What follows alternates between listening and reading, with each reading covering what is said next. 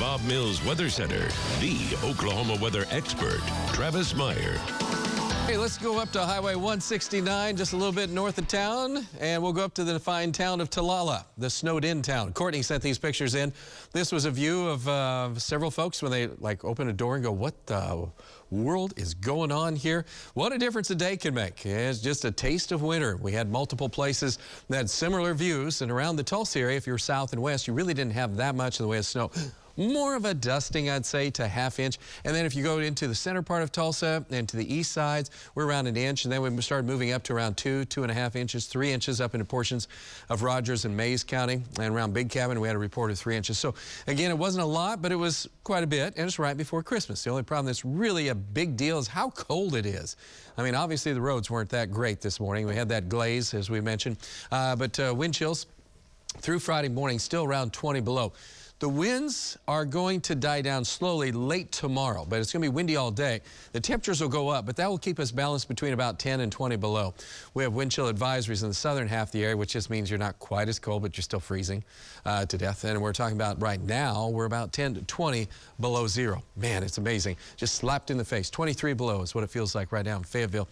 And it's not going to change a whole lot. So when the storm system came in, as we went on into the early morning hours, the magenta color is where we had that freezing drizzle and a little bit of freezing rain, and that glazed it, and then we had the snow. And of course, we had the north winds and the Polar Express, Siberian Express, whatever you want to call it, but that moved on through. Now, as this system has moved off to the east, it's also still causing so much problem for travel, and O'Hare and then connecting flights in so many locations are messed up because of this big system. And we have ground blizzard conditions to the north of us, and then we have, of course, the bitter, bitter cold air, which is expanding. We're already all the way down in South Texas, and we are just knocking on the door for New Orleans at this time. Notice the temperatures, how cold they are. These are actual temperatures. Nashville now down to 15, knocking on the door of Cleveland. This will continue to expand eastward with time. Wind chills continue between about 20 and 40 below zero. So it's a powerful storm, very powerful, because it's just so cold.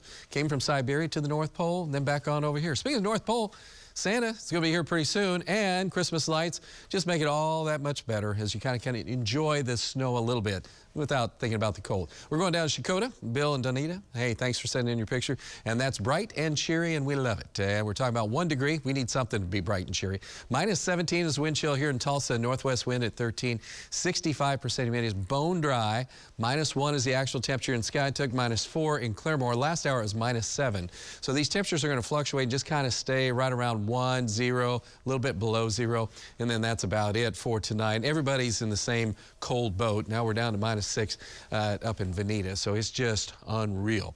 Our temperatures, as I said, will fluctuate because it's minus 6 in Veneta. In the morning, you'll be about minus 5. So again, it's just cold. Bitter cold. By tomorrow afternoon, we'll have the sunshine, which will, even though it's only 18 degrees in Tulsa, a little bit of solar radiation will melt some of the snow, just a little bit. And then as we look on into Saturday, it's total sun again, a little bit warmer and 20s. So where it snowed more than an inch, you'll probably still have snow on the ground for Christmas Eve. Where you have less than an inch of snow, it might melt except in sheltered areas. So that would be areas from Tulsa south and west. So we might not have a white Christmas for some of us, but we'll be in the 30s as we look on into Christmas Day, upper 20s, low 30s, not very warm. We have a chance of a few sprinkles, maybe on Monday, especially north and east of Tulsa. Another chance of showers as 2023 rolls in and we say goodbye to 2022. And there could be a larger chance of rain later on. We'll worry about that later. In the meantime, the big cold spell is going to be replaced by the big heat wave as that starts to show up as we go on into next week. So this is a fairly significant thing. Well, I mean, 50s and a few temperatures could be near 60. And if you're planning on being out for Christmas Eve, you will have to be bundled up. Good news is the winds are not all that strong. We'll be in the teens for the evening after being in the 20s. And Christmas morning, for all the kids that get up at 4 a.m., I feel sorry for the parents, but that does happen. 6 a.m. is early enough, and we're talking about temperatures in the teens, moving into the 20s by about 10 o'clock. Not a great day to be outside, we'll call it. As far as looking at actual temperatures for tomorrow morning, it is bone-chilling cold. And the winds, again, temperatures will go up, but the winds will stay strong at about 10 to 20 miles per hour, gusting 25, 28 miles per hour, and that's just going to be one of those days. You got to be prepared for this because it's going to be a bit rough. We adjusted a few temperatures. We went up just a little bit on Saturday. We're holding steady on Sunday in the lower 30s.